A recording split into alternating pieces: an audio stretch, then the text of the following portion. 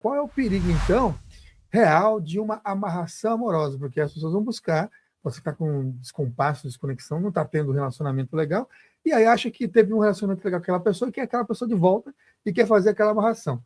Já sabemos que não é papel e não é Não função é. de Exu. O que então Pombagira diria, o que você também diria em relação à consequência dessa pessoa que vai buscar amarrações Também amorosas? não é pombagira.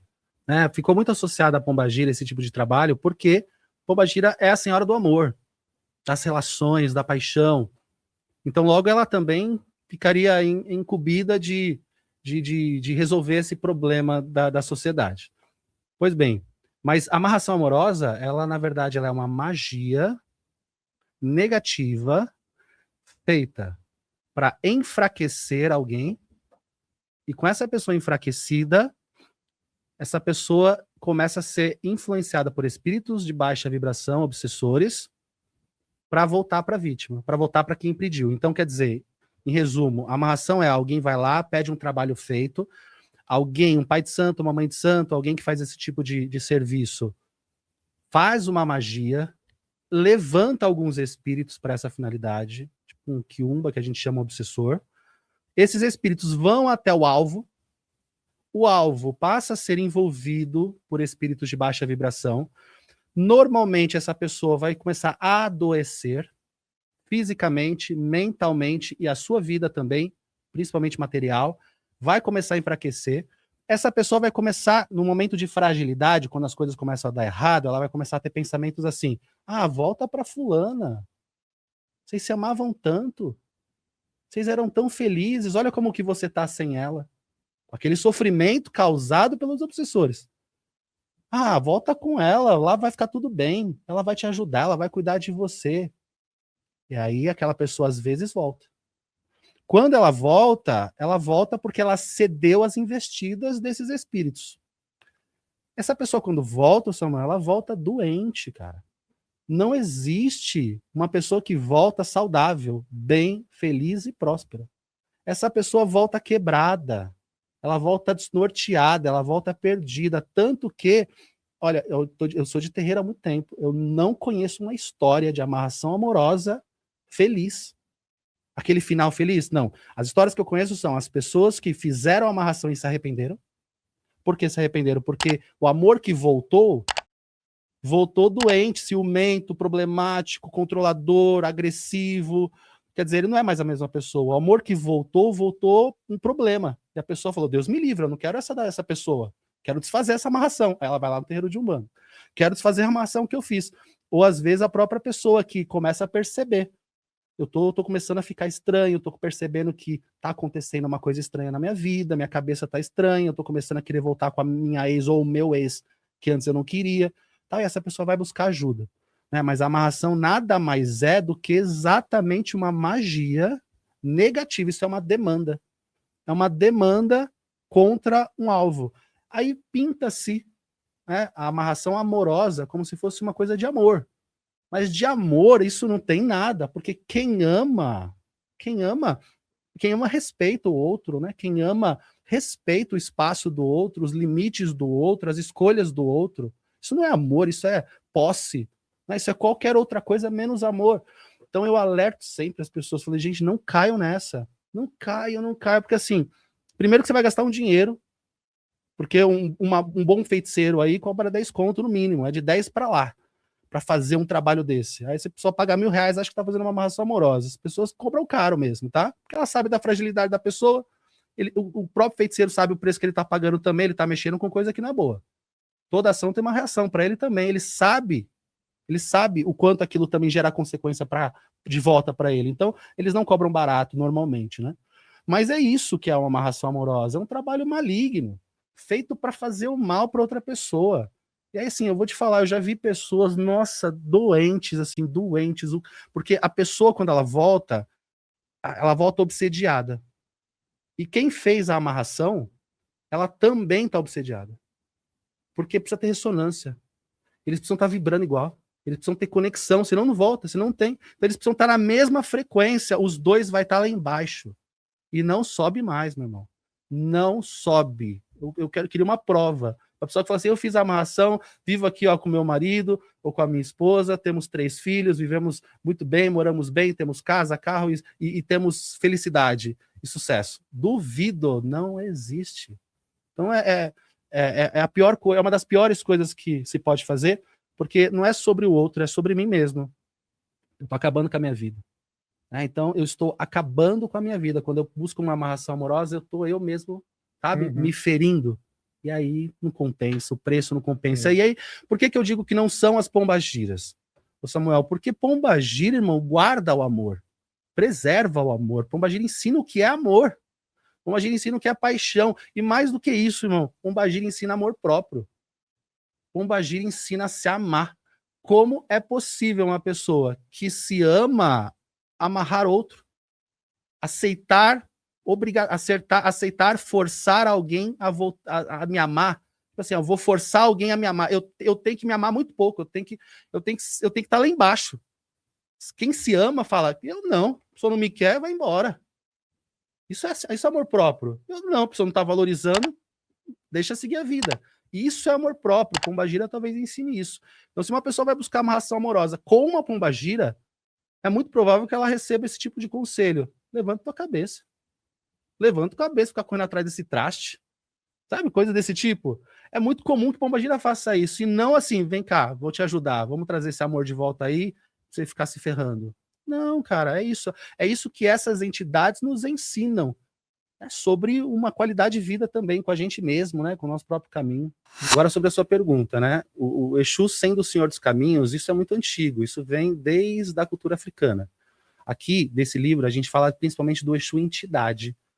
Exu entidade, quem que é? É o espírito que desencarnou, o espírito que um dia viveu encarnado aqui na Terra, neste século ou em algum século anterior, desencarnou e se encantou, que a gente fala. Esse espírito se tornou encantado no mistério Exu e passou então a representar essa força espiritual. E aí vai ter o seu nome, né?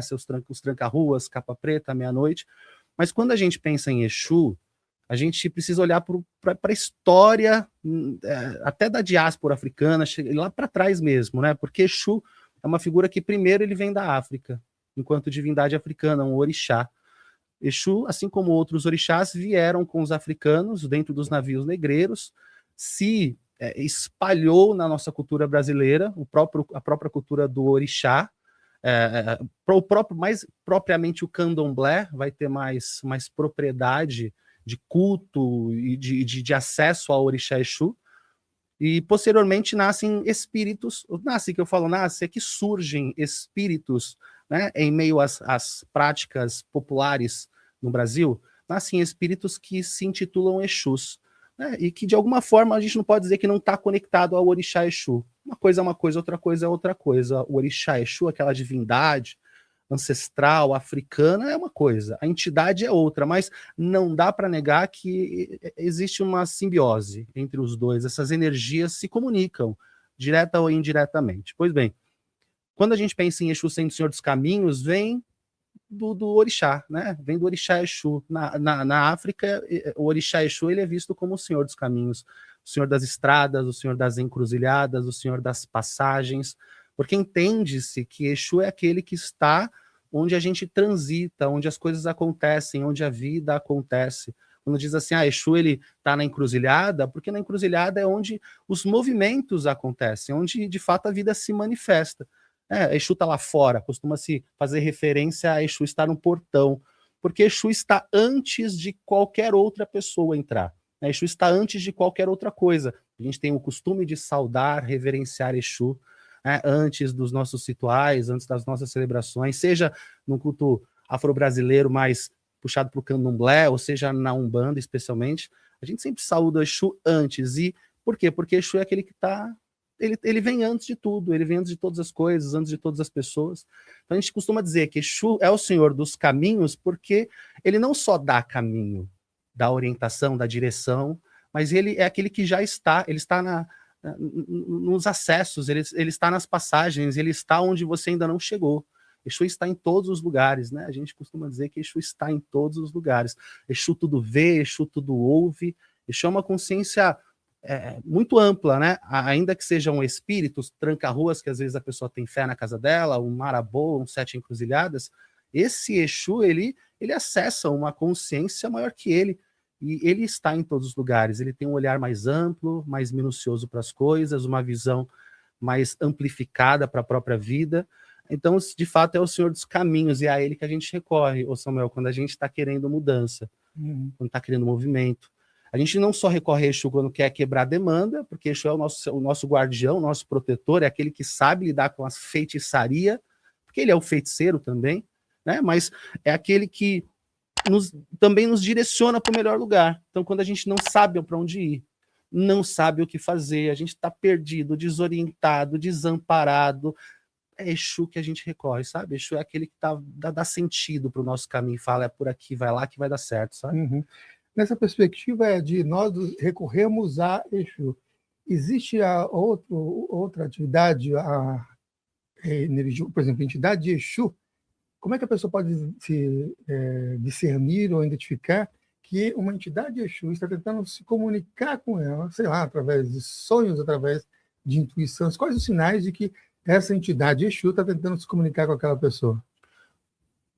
Os sinais vão ser para qualquer outro espírito, né? Um espírito que vai chegar para se comunicar com alguém, ele vai trazer talvez uma intuição, pode ser por meio da intuição, a sensibilidade, a intuição pode ser a voz da cabeça, pode ser as vozes da nossa cabeça, pode ser, mas também pode ser o sentimento, aquele sentimento de não vai por aqui, não faz tal coisa, ou faz que vai dar certo, também é um meio de comunicação, né, que a espiritualidade pode encontrar, além dos sonhos. Os sonhos são muito reveladores, né, a gente sabe o quanto os sonhos são oraculares, né, os sonhos abrem uma comunicação com o mundo espiritual muitas vezes, se a gente souber interpretar, se souber entender o significado, né, então o sonho é também um canal de interação, mas não só isso, eu digo sempre, Samuel, que o cotidiano é um terreno fértil, o nosso dia a dia é um terreno fértil para a espiritualidade falar com a gente.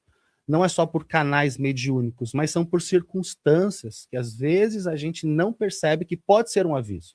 Você está tentando uma coisa ali, você está tentando, e aquilo não dá certo.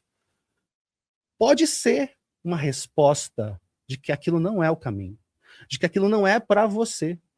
Ou pode ser outra questão, às vezes você pode, no meio de uma ida para o trabalho, cruzar com alguém que vai te dar um insight, que vai te trazer uma visão diferente para a tua vida, que vira a chave, que muda a tua vida. Às vezes você abre um livro, a gente está aqui diante de tantos livros, né? Às vezes você abre um livro numa leitura assim, despretensiosa, informal, e aí você tem naquele livro uma resposta porque você estava precisando, uma conversa, um podcast que você assiste, um recorte desse podcast pode servir como uma virada de chave. Então eu reconheço que a espiritualidade fala com a gente o tempo inteiro. Não porque somos incapazes de pensar por nós mesmos, mas porque é parte dessa interação, né? Até como amigos espirituais que são, todos nós somos acompanhados por amigos benfeitores, seja o Exu ou não, mas somos acompanhados por amigos benfeitores, eles darão um jeito, né, de se comunicar com a gente, né? Se a gente estivesse do lado de lá e tivéssemos alguém que a gente chama do lado daqui, a gente faria o possível e o impossível para a gente se fazer entender, né? Então eles também fazem. Então existem muitos meios que o Exu vai falando, nem sempre a gente vai saber que é o Exu, nem sempre. Agora é certo que os livramentos que você teve, que você sabe e os que você não sabe, muitos dos caminhos impossíveis que se abriram na sua vida, que você fala, como isso deu certo? Não acredito. Muitas das coisas boas, impossíveis, imprevisíveis que te acontecem, muitas delas são Exu, ou são seus amigos espirituais. Entende? Porque eles estão exatamente movimentando a nossa vida. Nós estamos cegos, né, Samuel? A gente está nesse mundo cegos da verdade, da clareza. A gente não sabe exatamente, ou a minoria sabe exatamente onde está, para onde está indo, de onde veio, o que se passa, o que sente. A gente pouco sabe. Então, muitas vezes, esses amigos, eles nos ajudam a gente colocar a gente nos trilhos. Sabe como que é, né? Colocar a gente no trilho. Exu é um grande aliado nesse sentido, assim. E tem uma particularidade, se me permitir dizer. Exu, a gente entende ele como um espírito muito próximo de nós. Não só em características, em personalidade, que a gente costuma dizer. Exu é o mais humano das entidades, assim dizem também sobre o orixá. Exu, orixá, é o mais humano entre os orixás, porque é aquele que se assemelha muito a nós mesmos, às nossas tendências, às nossas fragilidades, às nossas potências. E, naturalmente, porque esse Exu, principalmente esse, eu estou apontando para o livro, né? Mas exatamente esse Exu entidade, que é espírito que viveu encarnado em algum momento, esse Exu, ele foi humano. Ele viveu as dores do mundo que a gente hoje vive. Talvez em séculos anteriores, ele viveu as dores do tempo dele, mas ele viveu essas dores. Ele caiu nas próprias sombras, ele caiu na ganância, ele caiu nos erros que ele mesmo cometeu, ele caiu na própria escuridão, né? Até isso, até por ter caído neste lugar, o faz adequado para nos ajudar a não cair também nas mesmas escuridões. Então ele é alguém que caiu, eu gosto de falar pagou, eu estou tentando achar uma palavra, mas é aquele que se recuperou dos danos causados por ele mesmo, das escolhas que fez no passado. Exu é sempre uma entidade que assume o erro. Ele fala, no passado eu errei, não façam isso. Eu já fui por esse caminho, não vai. O Exu é meio que esse amigo, assim, sabe? Já passei por esse caminho aí, não vai. Até porque ninguém ensina mais do que aquele que já passou pelo caminho. O mestre é esse, né? Não é, Samuel? O mestre é aquele que sabe o que está te ensinando, que já viveu o que está te ensinando, que já passou pelo caminho que está dizendo para você passar. E Exu um pouco cumpre esse papel assim. Então ele é muito próximo de nós, porque ele está encarregado. Assim entendemos na Umbanda, ele está encarregado de ser esse amigo espiritual que acolhe as nossas sombras, para nos ajudar a lidar com as nossas próprias fragilidades desconhecidas, ou conhecidas e ignoradas. Então, Exu ele é muito amigo. Exu ele é muito leal, porque ele está dentro do processo. A gente costuma dizer, e eu falo especialmente, que Exu habita um lugar muito obscuro no mundo espiritual, chamado o íntimo do ser humano. Ele habita esse lugar, ele conhece todas as nossas tendências, ele sabe exatamente onde aquele seu protegido, aquele seu filho de fé, por exemplo, pode cair nos seus vícios, questões morais, seja qual for. Então ele está ali para te ajudar a, pelo menos, minimizar. Não cai. Esse não é o caminho. E quando cai, ele está ali para te ajudar a amortecer essa queda, né? Então, Exu é realmente, ele nunca vai passar pano para ninguém. Você vai falar, vou facilitar a tua vida aí, já que você é meu protegido, você tá tudo bem fazer porcarias na tua vida. Não. Toda ação tem reação. Toda ação tem reação. E Exu é o que a gente entende como o executor da lei de ação e reação. É aquele que vem trazer para nós o que é nosso. Exu não dá a ninguém nada que não é dele. Então, às vezes, a gente ouve até promessas falando, Exu vai te enriquecer, faça uma oferenda, faça uma magia, faça não sei o que Exu vai mudar a tua vida. Talvez mude se tiver no teu caminho, se for teu. Se não for teu, não vai chegar nunca. Se não for do teu merecimento, se não foi plantado por você neste tempo ou em outros, não tem o que Exu faça. Então, Exu é esse amigo que, mais do que qualquer um, conhece as nossas sombras. Aí eu levo para uma intimidade, que eu digo que, às vezes, o Samuel, ele é um amigo de outras vidas mesmo. Um pai que viveu com a gente, um irmão, um aliado, um padrinho, um mestre de outros tempos, até um inimigo de outros tempos, já que a gente entende que a encarnação é um lugar também de cura. Não é só de cura para quem está na carne, é de cura para quem está envolvido nessa experiência, né? Os vivos e os mortos. Então eles também estão no seu processo evolutivo e talvez ao nosso lado estão curando coisas que a gente nem imagina, não é? Como que a pessoa pode diferenciar um espírito obsessor, um quiumba, de um espírito sofredor, um egum, que apenas está buscando ali ajuda? Para diferenciar isso, eu acho que uma primeira coisa é que o obsessor ele não quer ser notado.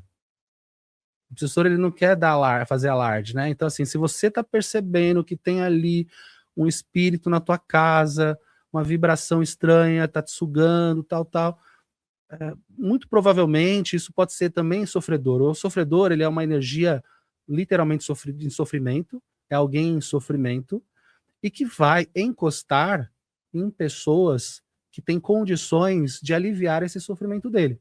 O sofrimento dele pode ser por dor, pode ser por fome, pelo vício, pela ausência de alguma coisa, e ele vai achar pessoas que vão nutrir ele daquilo, né? Ele vai vampirizar aquela pessoa, é o que o Egum vai fazer.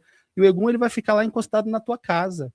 Ele não vai ficar dando trabalho. Ele não quer nada, ele só quer um cantinho no quarto, mano. Não quer, nem precisa dormir na cama. O Egum ele vai ficar no cantinho dele, ele vai pegar as energias de vez em quando você comer, quando você fumar seu cigarrinho, quando você tiver a sua relação sexual, ele vai tirar aquilo que pode, aquilo que dá, porque é o que ele precisa. O obsessor não, ele já vem com a intenção de destruir. Ele quer tirar de você os teus alicerces, ele quer afetar a sua vida, ele quer tirar de você o teu sucesso. Aí depende do viés desse obsessor. Pode ter um obsessor que veio por uma coisa de vida passada, então alguém que já não te quer bem mesmo, ele vai, a não ser que ele realmente mude a ideia dele, ele vai estar ali até onde ele quiser, né? Você que se fortaleça para esse obsessor não entrar mais. Mas o obsessor, ele está ali, sempre é espreita. Tem esse obsessor. Tem um obsessor também que é o mandado, né? Então, às vezes, alguém faz um trabalho contra você e manda um espírito obsessor para te destruir. A amarração amorosa é um tipo dessas demandas. E aí o obsessor, ele vai, né? Ele vai minar a vida da pessoa, ele vai afetar os alicerces. Ele vai afetar aquilo que fortalece aquela pessoa. Por quê? Porque ele quer deixar aquela pessoa vulnerável. O obsessor ele vai afetar qual que são os pontos de segurança daquela pessoa. Ah, sei lá, é a família. Ele vai afetar a família, vai começar a ter briga dentro de casa. Aí vai começar a ter briga dentro de casa, que é o alicerce da pessoa. Ah, não, é o trabalho. Aí vai começar a ter atrito no trabalho, é demitido. É o dinheiro. Vai começar a surgir dívidas, problemas. Então, quer dizer, o obsessor, ele causa situações que tiram a pessoa de um ambiente seguro dela e deixa ela mais vulnerável, porque ele quer entrar para afetar, ele quer entrar para mexer na vida dessa pessoa. Enquanto o Egum não, o Egum ele só quer ali, tomar de canudinho o suquinho dele e ficar ali de boa no cantinho dele. Mas o obsessor, ele é maldoso. Ele não quer ser notado. Por que ele não quer ser notado? Porque ele não quer que a pessoa busque ajuda. Né? Se a pessoa vai se fazer apresentar, não, ele quer que as coisas que aconteçam pareçam da vida. As coisas que vão acontecendo e você fala, você não sabe, não tem como saber que aquilo é espiritual, porque é comum, são coisas da vida, um desemprego, uma briga dentro de casa, uma doença que aparece, um acidente que acontece, aquilo é comum, é da vida, mas às vezes causado por algum espírito que quer tirar de você o teu alicerce. Aí ele vai diminuindo as tuas estruturas, vai tirando a tua fé, aí acabou, né? Ele entra e adoece. Aí ele entra para fazer o que ele entra para fazer o que ele decidiu fazer, o que ele está ali para fazer, né? Então a gente tem que se fortalecer. É importante, o Samuel, autoconhecimento para gente que trabalha com a espiritualidade. Eu posso ter todos os conhecimentos sobre magia, mas eu preciso me conhecer. Eu preciso entender, assim, como eu tô, se eu tô precisando de ajuda, se as coisas estão mudando dentro de mim. Eu preciso ter capacidade de fazer uma leitura de mim mesmo e da minha própria vida para poder não ficar vulnerável o tempo todo. Porque se eu acho, às vezes, que tudo é espiritual, eu só vou buscar espiritualidade quando o calo apertar. Eu preciso perceber na nuance. Pois eu sou casado, aí eu tenho a minha esposa em casa, a gente nunca briga, a gente nunca tem problema em casa. Mas, de repente, começou todo dia uma discussão. Aquela discussão começou a esfriar a nossa relação. Eu acho que é autoconhecimento. Senta os dois e fala, vem cá, não tá estranho? Não tá estranho isso daqui? Acho que tá até estranho. Né? Eu acho que essa capacidade de fazer essa leitura, e se você tiver a possibilidade de conversar com outra pessoa, é fundamental, porque aí você tira a força do obsessor. Porque o obsessor ele vai fazer aquilo silenciosamente, você não sabe que é o obsessor. Você só vai saber quando você vai num centro, quando alguém faz uma abertura de algum oráculo, sei lá, algum método, que fala, ou vidente, que fala, tem um obsessor aí do teu lado. Do contrário, ele ficou na dele. Né? Aí a pessoa frequenta o centro toda semana, assiduamente, a pessoa fala, não, mas eu frequento o centro toda semana. Mas o obsessor não vai com você, ele fica lá na tua casa, esperando. Ele não é besta? Não é? Uhum. Ele não é besta, ele vai ficar esperando você voltar. Aí você volta para tua casa com os teus hábitos, com os teus comportamentos, teus pensamentos, o obsessor está em casa e se manteve. É assim que funciona.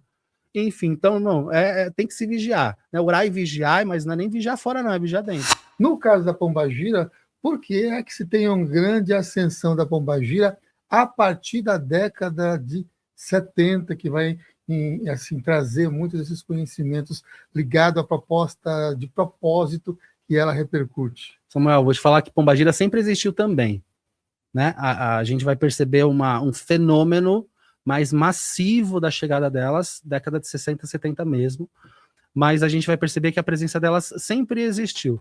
Existiu, ó, eu perderia de vista para dizer aqui quando começou, porque a gente vai encontrar na santidade, talvez já a fala essa figura de pombagira. Na santidade a gente já vai encontrar a Maria Padilha, né, por exemplo, que é a mais popular das populares aí.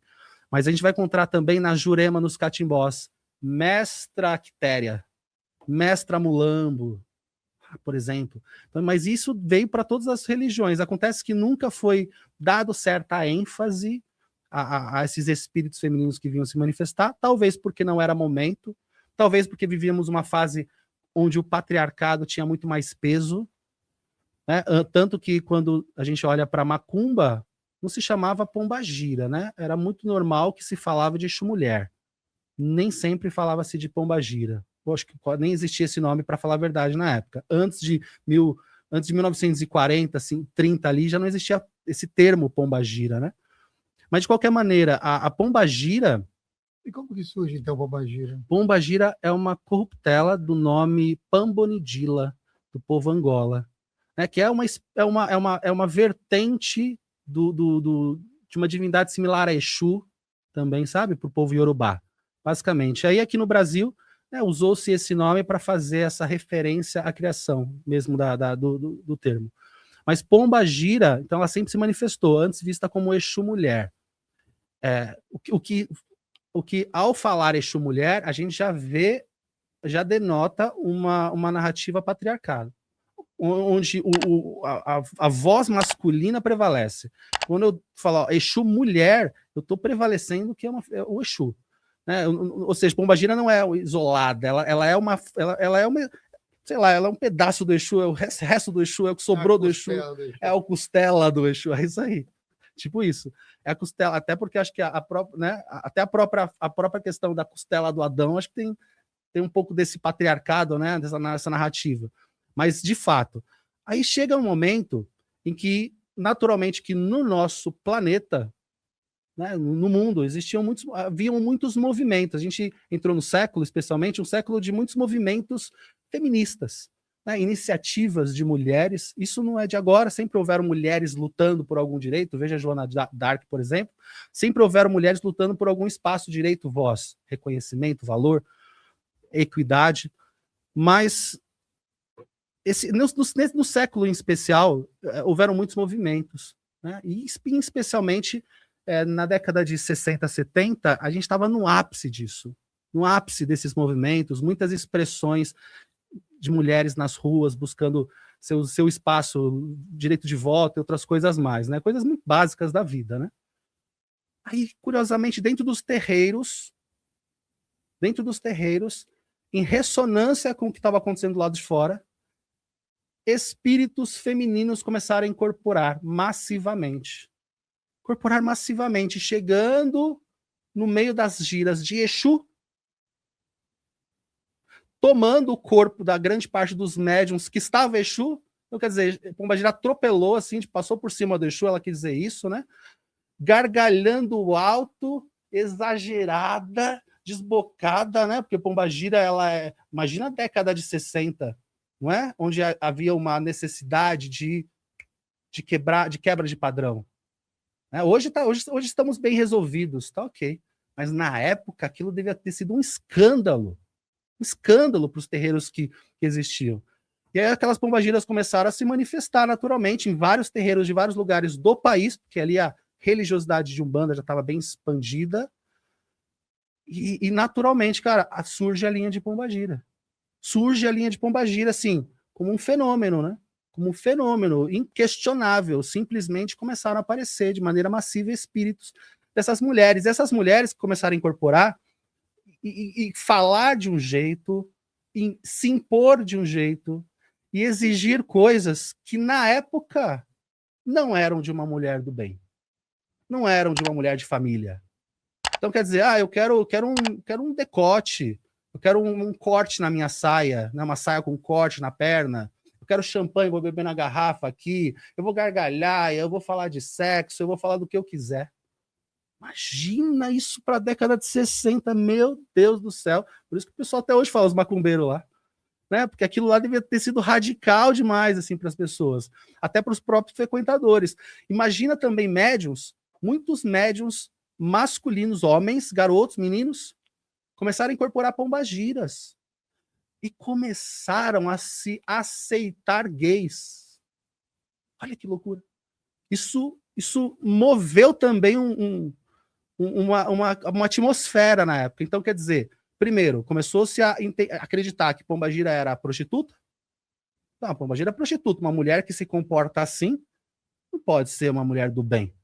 Pode ser uma mulher que viveu uma vida boa, né, no passado. Ela realmente foi prostituta, vendeu o corpo dela e tudo mais, pecou, né? E os garotos, os homens que começaram a se assumir gays, as pessoas começaram a falar: homem não pode incorporar pombagira. Olha aí, ó, o que acontece com fulano, com ciclano. Agora é gay, depois que incorporou pombagira. Então, irmão, a gente vive crença, a gente tem crenças hoje dentro da religião, às vezes, que nasceram e se enraizaram lá. Década de 50, 60, 70, que essas entidades começaram a chegar e que ninguém sabia explicar. Quem é a pombagira? Sei lá, é a companheira do Exu. Ninguém sabia, nem existia uma teoria, uma fundamentação, uma preocupação. Não, era isso. Ela está aqui, ela incorpora, ela fuma, ela bebe também, ela é da rua e é isso. E, naturalmente, que quando alguns perguntavam: pombagira, você é prostituta? Eu acredito que muitas delas devem ter dito sim, por dois motivos. Um, porque algumas eram, e tá tudo certo. Elas eram prostitutas, muitas delas. Até porque a prostituição no passado, né, Samuel? Os cabarés, eles não eram só prostíbulos também. Eram lugares que, dependendo da condição da menina, da garota, era refúgio delas. Tiveram meninas, muitas histórias, já ouvi falar de pombagira, muitas histórias, mas na história existe isso, meninas que fugiram dos seus pais, dos seus maridos donos, porque não aguentavam mais apanhar, decidiram fugir, e o cabaré acolheu. E muitas delas não viraram prostitutas, viraram cantoras, viraram dançarinas, viraram faxineiras, viraram arrumadeiras da cama, camareiras, né? Enfim, o cabaré era um teatro, né? Era um lugar que servia para muitas coisas também. E para essas meninas, muitas vezes servia de refúgio. Então, muitas pombagiras viveram nos cabarés, muitas pombagiras foram prostitutas e, nessa época, muitas delas falavam: realmente, eu fui prostituta, sim. E talvez algumas delas até falaram no sentido de revolta. Eu sou puta, e daí? Uma expressão comum que a gente poderia ouvir naquela época, a pombagira dizer, contra um sistema que estava questionando: mas você não é tão correto assim. Você não é espírito de luz. Não, peraí. Você entende? Aí que está a grande magia da pombagira. Mas a pombagira também está, assim como todos os outros guias, mas ela está onde a mulher sofre. Ela está onde a mulher sofre. A mulher sofre dentro de casa, num bom casamento, ela sofre num prostíbulo, ela sofre quando ela é moradora de rua, ela sofre quando é uma enfermeira, ela sofre quando é advogada, ela sofre quando é professora, ela sofre. A mulher, na sua natureza, ela sofre. E nessa época ela sofria muito mais, porque ela não tinha nenhum apoio, ela não tinha escolha, escolhiam por ela. Então hoje, nos tempos atuais, pombagira fez o trabalho dela, eu acho que potencializou muito desses movimentos no astral que aconteceram a favor da mulher, que se materializaram no nosso plano, né? Porque eu penso que elas são grandes trabalhadoras, mas elas são essas mestras também, que falam do amor próprio, falam da gente se aceitar, porque quando pombagira chegou ali de peito estufado, ela não quis se parecer para ninguém. Ela só é. Ela não quis, ela falou: se eu for assim, eu acho que não vão me aceitar. Não, que se dane se não vão me aceitar. Eu sou assim. Essa é a pombagira. É aquela que assumiu a sua verdade, independente dos julgamentos. E ela ensina a gente. Talvez a gente precise um pouquinho dessa pombagira na nossa vida.